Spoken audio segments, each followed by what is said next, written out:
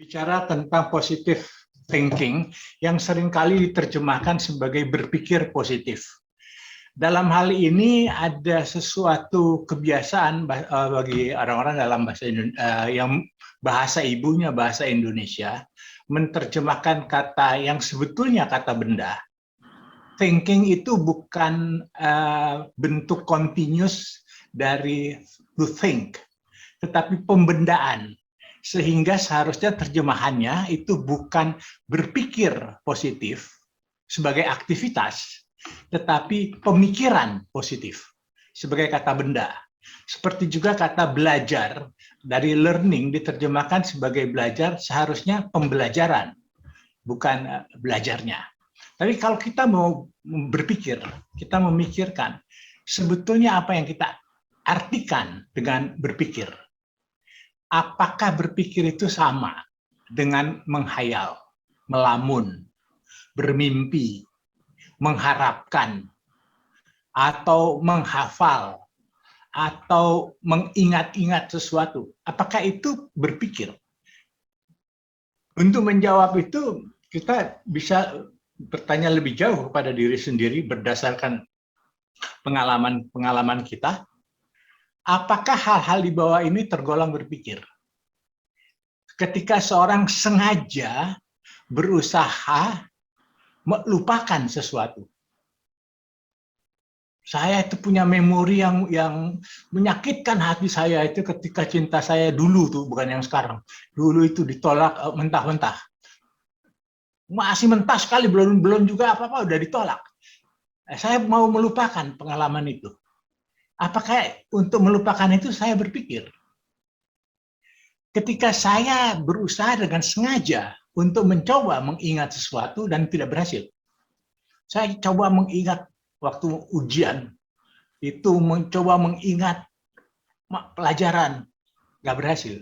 Apakah saya berpikir? Apakah saya ketika tanpa sengaja teringat pada sesuatu, tiba-tiba saya mengingat seorang teman saya yang sudah mendahului perjalanan. Saya nggak bermaksud, saya nggak bertujuan untuk mengingat. Tiba-tiba keingat saja. Apakah itu berpikir? Itu tentang berpikir.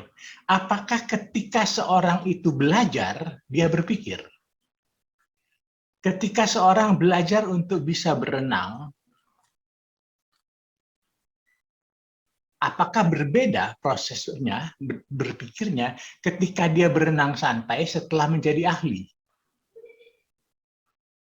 Saya kebetulan di tetangga saya itu ada anak kecil sekarang yang baru belajar untuk ngomong huruf R. Apakah dia berpikir ketika mencoba? Dan ketika nanti sudah dewasa dia mengucapkan kata-kata yang mengandung huruf R, apakah dia berpikir? Dari situ, dari jawaban terhadap pertanyaan-pertanyaan itu, kita bisa mencoba untuk menyimpulkan apa sebetulnya yang dimaksud dengan berpikir. Berpikir sendiri sebetulnya adalah kegiatan yang sengaja, dengan usaha, sengaja dilakukan, untuk tujuan tertentu. Kalau tidak ada tujuan, dia bukan berpikir. Ketika saya menghayal tanpa tujuan, ketika saya teringat pada sesuatu tanpa tujuan, itu bukan berpikir. Karena itu berpikir bukan kegiatan yang tidak terarah. Melamun, mimpi, mengharapkan, membayangkan, itu belum masuk sebagai berpikir. Berpikir itu punya tujuan, dan tujuannya itu bisa mencoba menyadari sesuatu, memperhatikan jadinya, lalu mengenali sehingga kita bisa membedakan X dari bukan X, memahami hal-hal yang menyebabkan X itu terjadi, memahami hubungan kausalitas.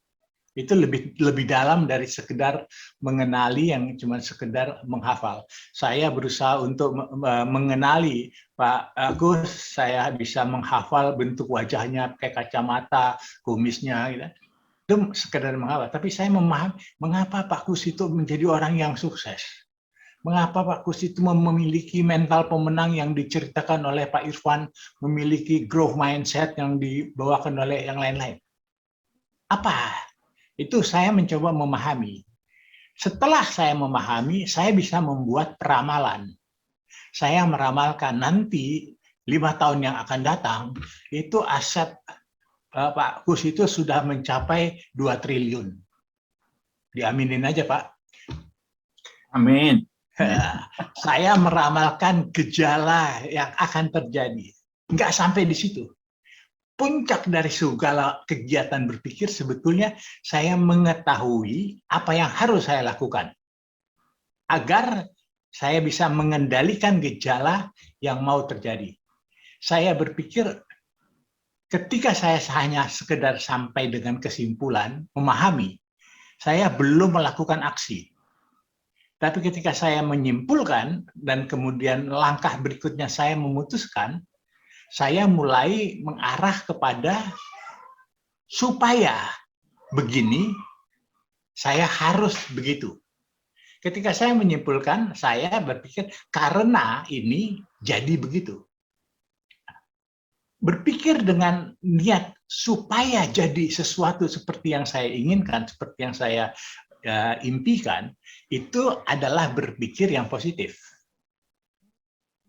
Tetapi berpikir itu juga tidak sama dengan sekedar, jadi sekedar berpikir belum sama dengan berlatih.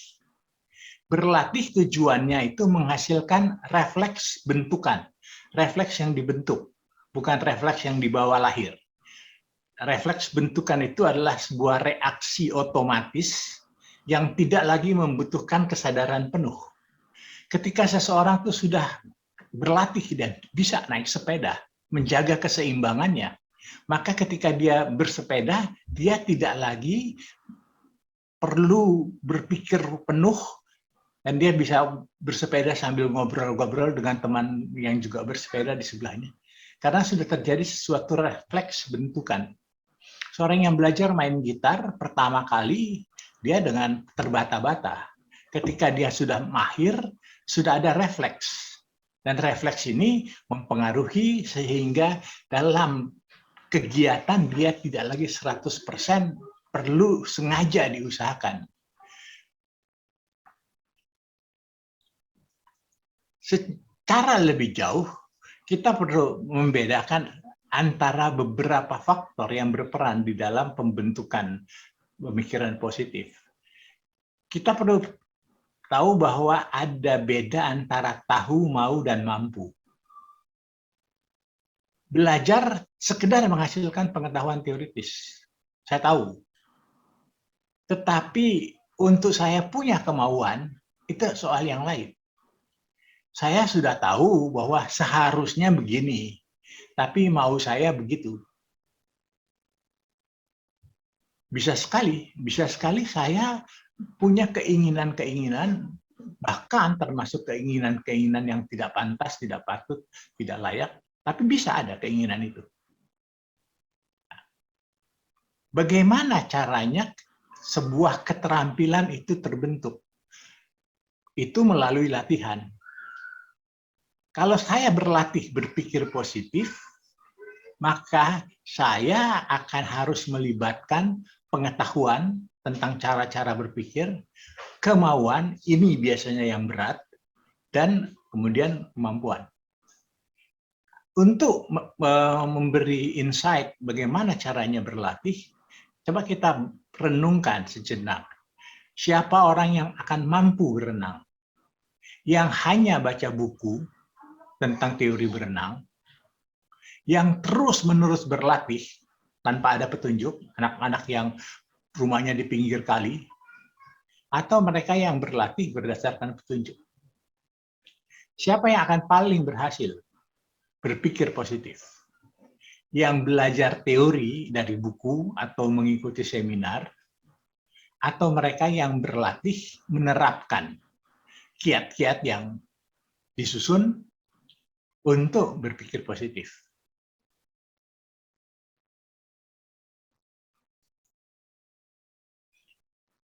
Saya juga ingin mengajak berpikir untuk membedakan antara berpikir tentang sesuatu dan berpikir dengan cara tertentu. Berpikir positif tadi sudah disebutkan, tidak sekedar membayangkan atau mengharapkan. Berpikir positif adalah usaha untuk menghasilkan akibat positif dan dengan sendirinya menghindarkan akibat negatif. Berpikir positif itu bukan berpikir tentang sesuatu, tetapi berpikir dengan cara tertentu. Bukan saya yakin bahwa segala sesuatunya itu pasti berhasil. Ini disebut sebagai unrealistic optimism. Saya optimis kebablasan. Pasti bisa tanpa mempertimbangkan berbagai hal. Berpikir positif itu membuat perencanaan untuk meningkatkan peluang jadi keberhasilan. Saya bukan yakin tidak mungkin gagal, tapi saya menyiapkan skenario, plan B, untuk menghadapi kegagalan. Saya bukannya yakin bahwa semua orang pasti beritikat baik.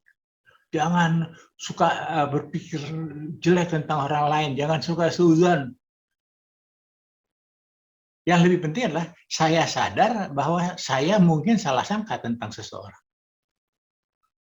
Saya bukannya yakin bahwa semua doa akan dikabulkan. Semua doa didengarkan. Tetapi yang diberikan itu yang terbaik. Yang barangkali yang saya doakan bukan sesuatu yang paling baik. Saya ketika orang tua saya sakit keras zaman dulu kala berdoa supaya jangan sampai meninggal. Tapi nggak dikabulkan doa saya. Tetap meninggal orang tua saya, tapi itu yang terbaik.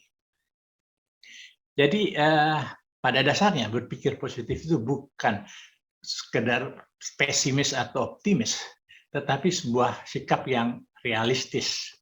Nah, di dalam hal ini lalu kita membedakan antara berpikir, pemikir, orang yang melakukannya, dan pemikiran. Berpikir itu kegiatan, pemikir itu pelaku kegiatannya, sedangkan pemikiran itu adalah sistem. Suatu kesatuan antara input, masukan, sarana, proses pengolahan, dan hasilnya, serta konsekuensi lanjutan. Ketika kita memiliki pemikiran positif itu ada inputnya, situasi, ada prosesnya, dan kemudian ada hasilnya. Sebagai sistem, pemikiran positif itu adalah mindset seseorang. Kecenderungan yang mendorong seseorang untuk berespons dengan cara tertentu yang menghasilkan dampak positif. Jadi utamanya adalah berpikir dengan cara yang menghasilkan dampak positif. Mereka dengan mindset positif itu punya ciri kepribadian yang beda dengan mereka yang punya mindset pemikiran negatif.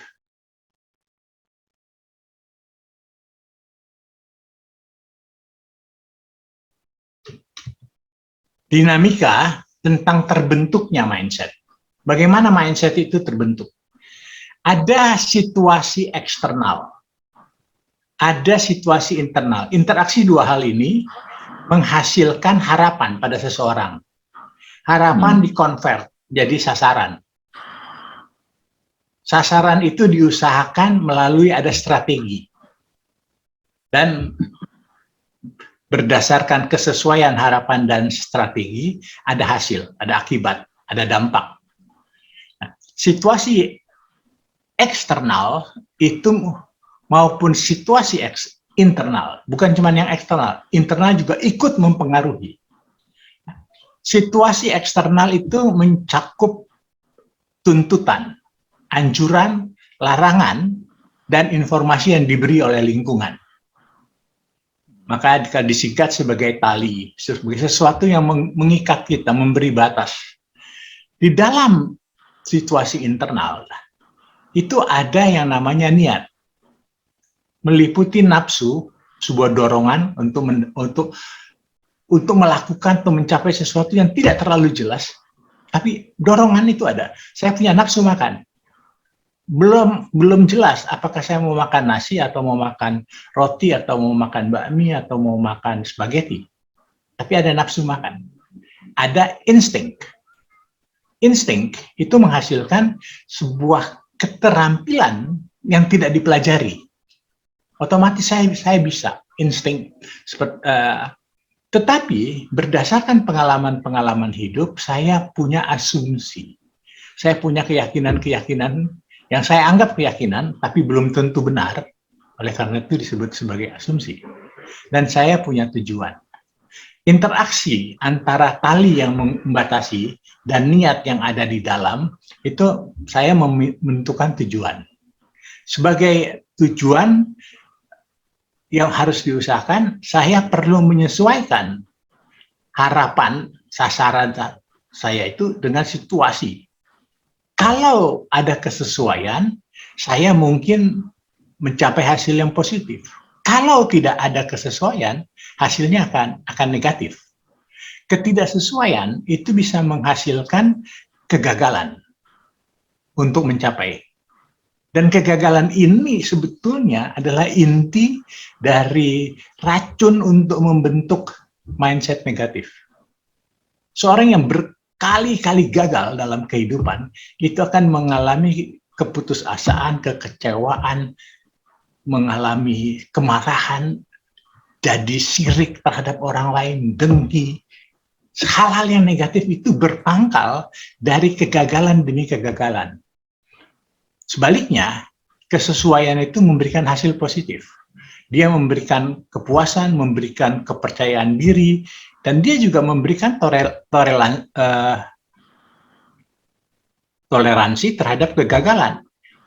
Pengalaman-pengalaman berhasil umumnya menunjukkan bahwa keberhasilan itu bukan sesuatu yang selalu otomatis tercapai pada usaha pertama.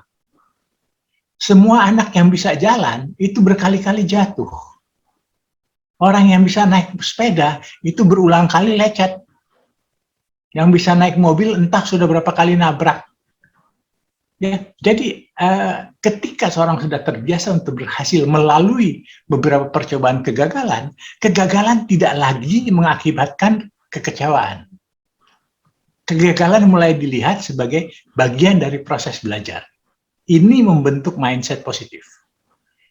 Kalau saya gagal, nggak apa-apa. Tapi saya belajar dari kegagalan itu.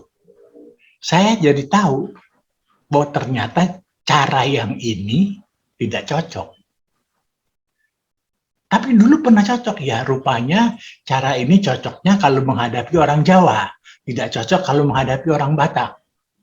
Atau cara ini tidak sesuai pada situasi biasa, tetapi cocok untuk situasi pandemi. Nah, kesesuaian situasi, sasaran, dan strategi ini bisa diusahakan.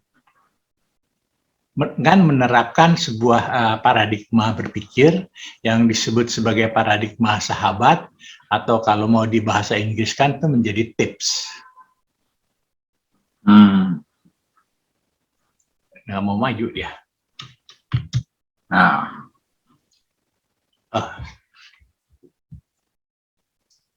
Cepetan.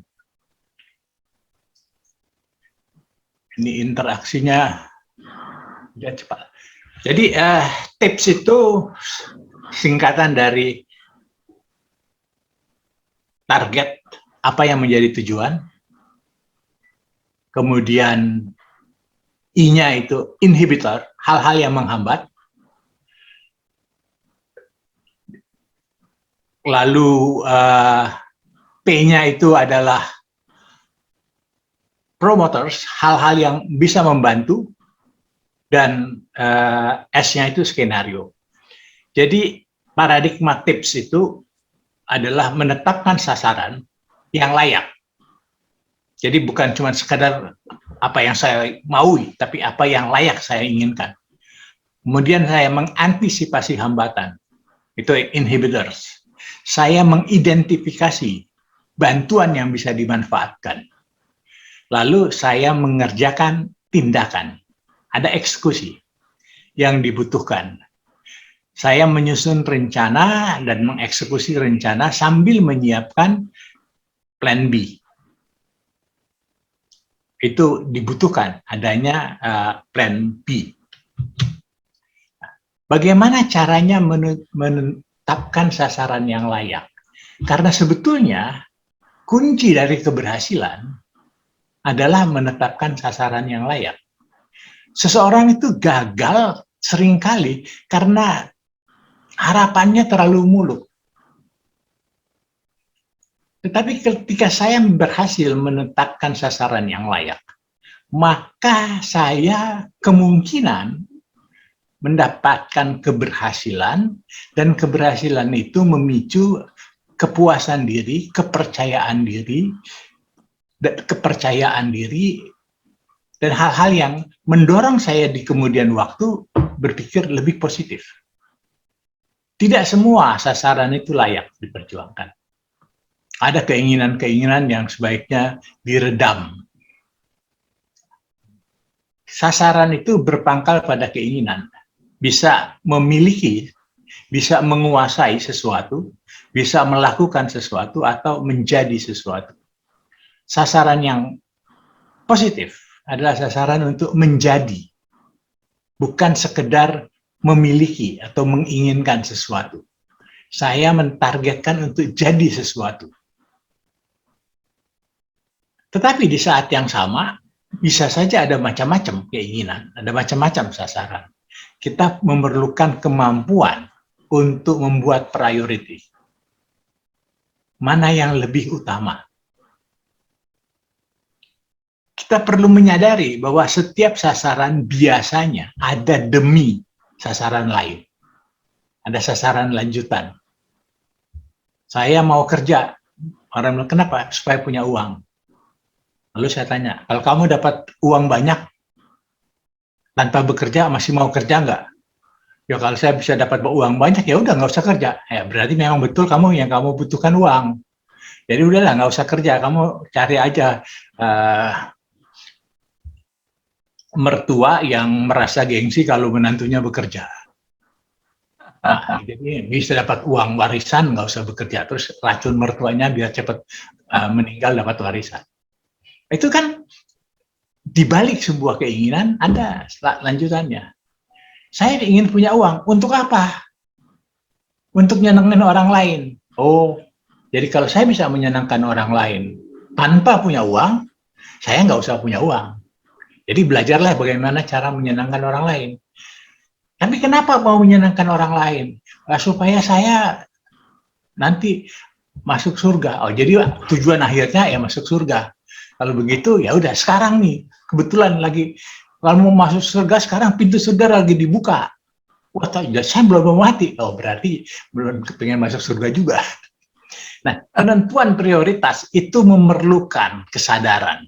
Jadi itu perenungan yang dibutuhkan.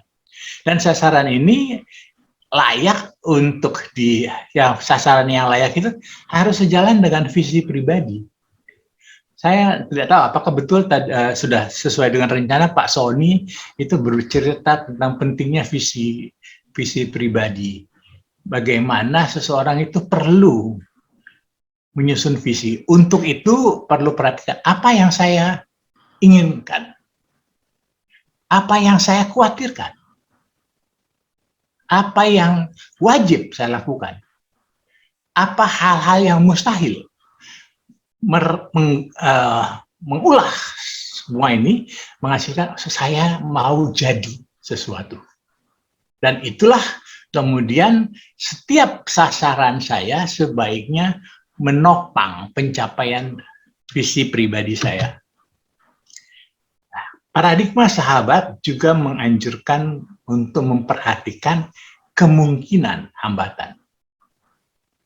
Hambatan itu bisa saja dari eksternal, peraturan tertentu, perubahan situasi, ada rekan kerja yang wan prestasi, ada orang yang menipu, itu hambatan dari internal. kita perlu mengantisipasi hambatan internal. Supaya dengan mengantisipasi itu, kita tidak panik pada waktu hambatan itu yang tadinya cuma mungkin menjadi kenyataan. Hambatan bagi pembentukan mindset positif itu berasal dari kegagalan yang sebetulnya bisa dicegah. Jadi kita perlu untuk mencegah kegagalan melalui cara menetapkan target yang mungkin dicapai. 1. 2, yang mendorong komitmen. Seringkali kita punya target yang sebetulnya bisa dicapai, tapi tidak ada komitmen. Yang ketiga, target itu harus memberi kepuasan. Kalau sesuatu itu dengan dicapai memberi kepuasan, dia juga mendorong saya untuk komit pada tujuan. Dan dia mungkin untuk dicapai, maka probability sukses menjadi lebih besar. Jadi, mengantisipasi kemungkinan hambatan, tujuannya sebetulnya adalah usaha untuk mencegah kegagalan yang tidak perlu. Karena kegagalan yang tidak perlu itu benih untuk mindset negatif. Saya juga perlu mengidentifikasi kemungkinan bantuan. Karena kemungkinan bantuan yang tidak terpikirkan tidak akan diusahakan. Kalau saya tidak pernah terpikir bahwa saya mungkin dibantu oleh paman saya nggak mengusahakan bantuan itu. Kalau saya tidak berpikir bahwa ada bank yang bisa meminjamkan saya uang, saya tidak mencoba membuat proposal kegiatan dan minta dana dari bank. Nah, banyak sekali kemungkinan sumber bantuan. Bisa bantuan itu sifatnya moral dari orang dekat. Bisa itu momentum karena situasi tertentu. Bisa berasal dari pihak-pihak yang mau cari untung dan bisa saya ajak kerjasama. Dia dapat, saya juga dapat. Juga adanya perkembangan teknologi yang bisa dimanfaatkan. Saya susah bangun pagi, dia pasang weker. Saya tidak bisa mengamati pekerja petugas-petugas saya, pasang CCTV. Saya nggak bisa ngatur ini, pulang nyalain lampu. Saya mau pulangnya malam, gunakan regulator, jam sekian lampu nyala otomatis. Ada sensor-sensor. Orang sekarang bikin perkebunan anggrek, nggak usah ditinjau setiap hari, karena ada sensor untuk jam sekian ada siram air. Peternakan lele, tinggal membeli sebuah peralatan yang sudah dilengkapi dengan teknologi komputer, di mana ya ditinggal aja nanti secara otomatis pakan itu mengalir ke dalam air, debit airnya diatur, suhu bermacam-macam kemungkinan teknologi yang bisa dimanfaatkan. Nah, bagaimana kemudian kita menerapkan paradigma sahabat ini? Menetapkan sasaran itu meliputi usaha mempersiapkan diri menghadapi kemungkinan hambatan dan cara-cara memanfaatkan bantuan. Salah satu hambatan dalam pengembangan pemikiran positif adalah pengalaman hidup yang mendorong munculnya kebiasaan untuk mudah sirik, mudah curiga, mudah sekali percaya sehingga bisa ditipu, mudah dibohongi atau dihasut, atau merasa paling tahu, selalu benar, berpikir hitam putih. Nah, berbagai ciri-ciri ini sebetulnya merupakan ciri yang muncul sebagai respons tanpa sadar terhadap kegagalan yang dibiarkan terjadi. Tidak dicegah untuk terjadi melalui usaha yang rencana. Ketika saya asal aja ikut ada tawaran investasi, bunga per bulan 18%, ikut investasi bodong, uang melayang. Sebetulnya kegagalan ini bisa saja dicegah kalau saya mau berpikir hati-hati. Masa ya ada sebuah investasi bisa menghasilkan bunga, saya minjemin duit orang dia kembalikan 18% per bulan, ya itu saya perlu hati-hati. Saya boleh saja mengambil risiko, asal saya sudah mempertimbangkan kemungkinan gagal, dan saya tahu bahwa kalaupun gagal, saya siap. Misalnya ketika saya naksir orang, saya mesti ngomong. Tadi Pak Irwan mengajak untuk nembak gitu, harus ngomong. Saya tahu ada risikonya. Kalau saya ngomong, ada kemungkinan ditolak. Ada kemungkinan pura-pura ditolak. Dia gengsi. Yang penting, saya sudah siap. Kalaupun saya ditolak, saya tidak kolaps. Saya invest. Bikin rencana seminar. Untuk bikin rencananya saja sudah harus ada investasi. Saya harus keluar uang untuk pemasaran dan sebagainya. Belum tentu jalan. Tetapi seandainya gagal, ini investasi ini sudah saya relakan. Saya mau mengikuti sesuatu, ikut kompetisi, lomba. Mungkin saya kalah, tapi saya sudah siap. Seandainya kalah, saya akan memanfaatkan pengalaman mengikuti perlombaan. Banyak sekali negara yang ikut Piala Dunia, dia tahu bahwa dia nggak bakal menang. Tapi dia ikut. Bukan untuk menang, untuk dapat pengalaman, supaya berikutnya bisa jadi lebih baik lagi. Ini sejumlah bahan renungan. Siapa yang kemungkinan berhasilnya paling besar? Yang punya komitmen atau yang tidak serius? Saya kira orang gampang untuk menjawab. Tapi muncul pertanyaan selanjutnya. Siapa yang punya komitmen? Yang sangat ingin berhasil atau yang tidak terlalu berharap? Kalau orang tidak terlalu berharap, ikut-ikutan, enggak komit. Dia sangat ingin berhasil. Barangkali ada dorongan, tetapi sangat ingin berhasil, mana yang bisa semangat mencoba lebih besar. Yang menganggap mustahil mencapai hasil, belum apa-apa sudah nyerah, nggak punya mental pemenang. Yang menganggap bakal berhasil walaupun santai, ini nggak usah capek-capek, ini pasti juga bisa. Atau yang melihat adanya kemungkinan berhasil jika sungguh-sungguh, tapi gagal kalau tidak serius. Kalau saya melihat bis, saya mau naik bis, bisnya lagi ngetem, maka pada saya ada asumsi saya tidak perlu mati-matian, nggak perlu cepat. Ini jalannya santai.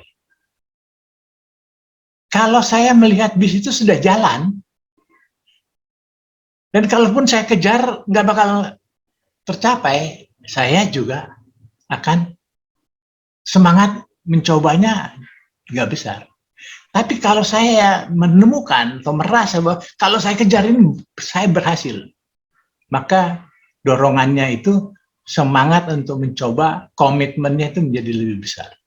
Oleh karena itu, salah satu kunci dalam menetapkan sasaran adalah sasaran yang tidak mudah untuk dicapai, tapi bisa dicapai kalau saya serius dan saya sangat menginginkan sasaran itu. Sehingga saya mati-matian mengusahakannya. Saya siap untuk mengerjakan. Siap itu, S-nya itu sanggup. Saya sanggup untuk mengerjakan. I-nya itu ingin. Saya betul-betul kepingin hasilnya.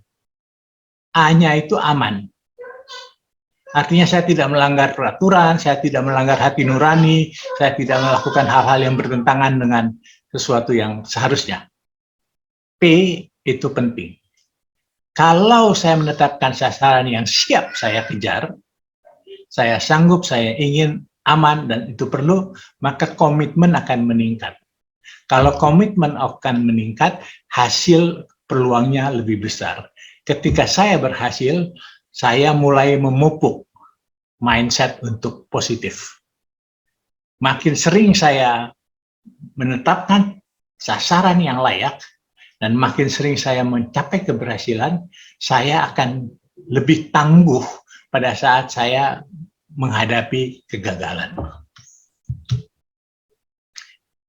Ini tabel mencoba mengenali akar dari permasalahan. Orang yang syirik itu tidak mensyukuri apa yang dia peroleh. Yang curigaan itu karena sering dikecewakan. Dia sering bisa dikecewakan karena sebelumnya mudah percaya. Orang yang naif, mudah dipengaruhi. Orang yang mudah dihasut. Semua ini dasarnya pengalaman tidak menyenangkan yang dialami di masa yang lalu. Semuanya berpangkal pada kegagalan yang bisa tapi tidak dicegah. Jadi melatih mindset positif itu adalah hindarkan kegagalan yang tidak perlu. Ada kegagalan yang perlu untuk membuat adrenalin lebih terpacu. Kalau saya terlalu terus-menerus berhasil, hidup itu juga jadi tidak menantang. Jadi untuk sukses dalam mengelola kehidupan itu, pertama kali saya harus sadari situasi, eksternal maupun internal. Kemudian saya harus mengusahakan memahami kausalitas antara situasi, respons, dan dampak.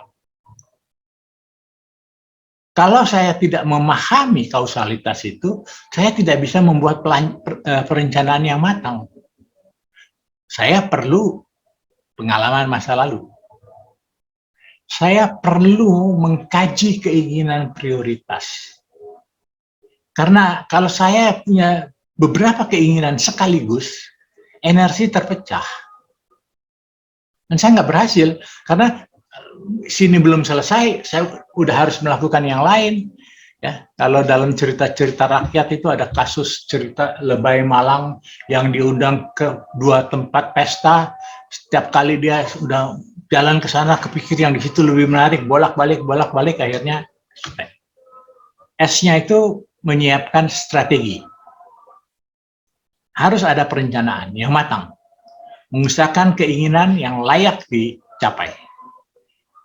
Tetapi jangan berhenti sampai pada rencana, eksekusi rencana itu. Evaluasi rencana itu, hasilnya. Kemudian simak hasilnya, syukuri nikmat apapun yang didapatkan. Ketika saya gagal, syukuri sebagai pengalaman untuk berhasil. Ini modal saya tahu, saya jadi tahu bahwa cara ini nggak benar. Saya mau buka pintu, saya dorong, nggak bisa. Saya tarik, nggak bisa. Saya sudah tahu sekarang, buka pintu itu digeser, bukan didorong atau ditarik. Jadi ada setiap kegagalan disimak penyebabnya untuk ini sebagai penutup hanya ada beberapa kutipan inspiratif. Bukan maksudnya untuk dihafalkan, tetapi ini bisa dijadikan mantra apabila, dengan syarat nih, bisa jadi mantra kalau dia munculnya dalam satu hari. Jadi bukan membaca banyak-banyak. Jangan mentargetkan hal yang mustahil. Karena akan gagal dan kecewa. Bedakan antara keinginan dan kebutuhan. Banyak keinginan yang tidak layak. Keinginan berselingkuh itu tidak layak. Itu bukan kebutuhan. Ya.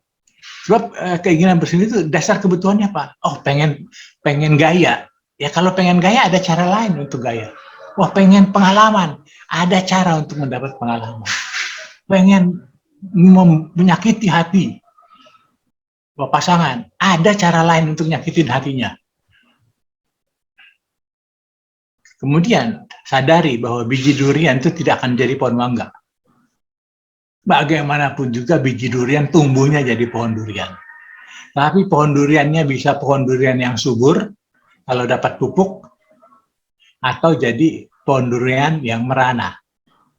Kalau pohon durian itu dikasih pupuk saat lemas terus, pupuk daun, itu pohon durian itu akan merayap, nggak akan bisa berdiri tegak. Kemudian rinci rencana besar menjadi langkah kecil. Pentingnya adalah karena kalau saya punya banyak target kecil-kecil, saya seringkali merasa berhasil. Oh, berhasil ini, berhasil itu.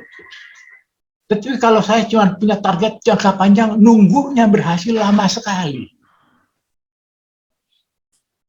Selain itu juga ada perlu tetapkan sejumlah harga mati dalam prinsip hidup.